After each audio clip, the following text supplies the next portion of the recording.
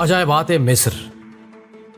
صدیوں سے تجسس کے دھندلکے میں لپٹی قدیم روایات اور نیل کے کنارے اسرار و رموز کا حامل مصر، جس کا موجودہ نام عرب جمہوریہ مصر ہے اور دارالخلافہ قاہرہ ہے. قدیم تہذیبوں کی سرزمین مصر جغرافیائی لحاظ سے بھی بہت اہمیت کا حامل ہے. آپ کی معلومات میں اضافے کے لیے بتاتے چلیں کہ مصر دنیا کا واحد ملک ہے جس کا شمار 2 براعظموں افریقہ اور ایشیا میں ہوتا ہے. مصر کی تاریخ اور وجود کے متعلق ماہرین کی مختلف آراء ہیں، لیکن یہ بات قیاس سے خالی نہیں کہ مصر 5000 سال سے زیادہ قدیم ہے. جغرافیائی خد و خال کا جائزہ لیں تو معلوم ہوگا کہ مصر کا بیشتر حصہ صحرا پر مشتمل ہے، لیکن دریائے نیل کی زرخیزی کے سبب مصر کو دنیا کا سب سے قدیم زرعی ملک کہنا غلط نہ ہوگا. 4000 سال قبل مسیح میں مصر معاشی لحاظ سے استحکام حاصل کر چکا تھا. مینس جو کہ ایک جنگجو بادشاہ تھا نے قریباً 3500 سال قبل مسیح میں مصر کے بالائی اور دوسرے علاقوں کو فتح کر کے ایک ریاست کی بنیاد رکھی.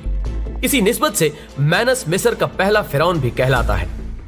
اس کے بعد آنے والے مصر کے بادشاہوں کو بالترتیب فرعون اول، دوئم، سوئم اور چہارم بھی کہا جاتا ہے. مینس کے بعد آنے والے مصر کے بادشاہوں میں قابل ذکر نام خوفو کا ہے. خوفو کے دور حکومت کے بارے میں بھی ماہرین کی متضاد آراء ہے، لیکن زیادہ قیاس ہے کہ اس کا دور حکومت 2613 قبل مسیح سے لے کر 2778 قبل مسیح تک تھا. خوفو مصر کا وہ پہلا بادشاہ تھا جس نے باقاعدہ طور پر عظیم تعمیرات کا سلسلہ شروع کیا. خوفو نے اس دور میں مصر کا سب سے عظیم الشان حرم تعمیر کروا کر اس کو باقاعدہ شاہی محل کا درجہ دیا. آج کا انسان اس لیے بھی ورطہ حیرت کا شکار ہے کہ اس دور میں جب سائنس اور ایجادات کا دور دور تک کوئی شائبہ نہیں تھا، اس قدر بلند و بال اہرام اور تعمیرات کا تصور ہی ناممکن تھا. لیکن یہ وہ زندہ حقیقت ہے جو آج بھی اپنے اندر بے شمار راز سموئے ہوئے ہیں. فرعون کے مرنے کے بعد اس کی لاش کو مسالہ جات لگا کر حنوط کر دیا جاتا تھا، پھر اس کو سوتی پٹیوں میں لپیٹ کر ایک تابوت میں رکھ کر احرام کے اندر رکھ دیا جاتا تھا. مرنے والے بادشاہ کے ساتھ اس کی آرائش و زیبائش کا سامان، قیمتی لال و جواہر اور اسی انواع کی دوسری چیزیں بھی رکھی جاتی تھی. قدیم مصریوں کا ماننا تھا کہ فرعون دوبارہ زندگی پا کر اس پوری دنیا پر حکمرانی کریں گے. اسی عقیدے کے تحت ہر وہ شے فرعون کے ساتھ رکھ دی جاتی تھی جن کی ان کے اندازے کے مطابق فرعین کو ضرورت پیش آ سکتی تھی. ان مقبرے نما احراموں کی حفاظت کے پیش نظر ان میں بھول بھلائیوں کا ایک نہ نظر آنے والا سلسلہ تھا. اگر کوئی بھی شخص چوری کی غرض سے داخل ہونا چاہتا تو ناکام رہتا، اور اگر داخل ہو بھی جاتا تو ان بھول بھلائیوں میں کھو کر زندگی ہار بیٹھتا. دیو مالائی قصوں میں بھی یہ بات مشہور تھی کہ ان احراموں کی حفاظت پر دیوتا مامور ہے.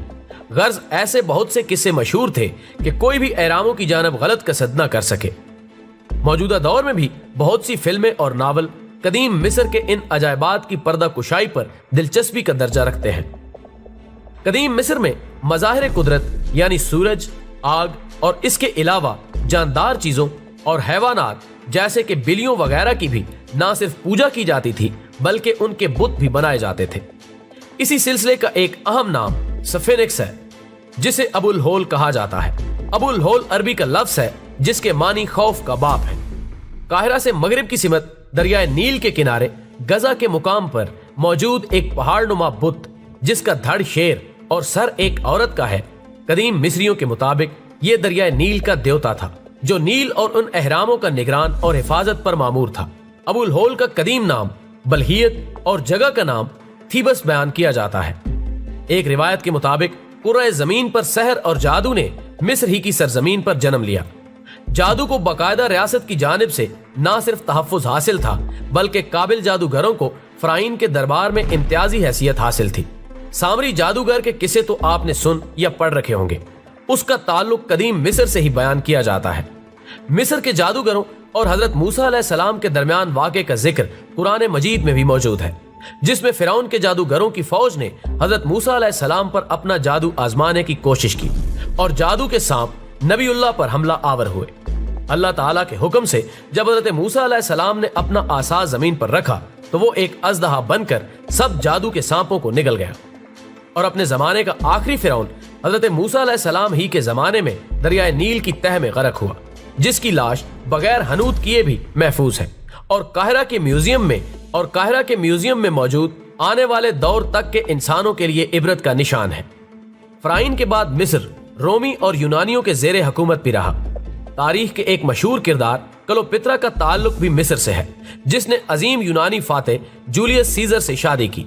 اس موضوع پر ایک یادگار فلم ہالی ووڈ نے بنائی ہے، جس میں کلوپترا کا مرکزی کردار الزبتھ ٹیلر نے ادا کیا ہے۔ کلوپترا کے حسن کی مثالیں آج تک قائم ہیں۔ مصر کا تذکرہ ایک نشست میں سمونا ہرگز ممکن نہ ہوگا۔ اگر آپ کو ہماری یہ کاوش پسند آئے تو گھنٹی کے نشان والا سرخ بٹن دبا کر ہمارا چینل سبسکرائب کریں۔